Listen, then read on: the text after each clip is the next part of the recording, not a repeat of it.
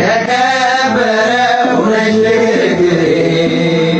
ቅኔ ያነሳው ለክብርሽ ዘምሬ እንደ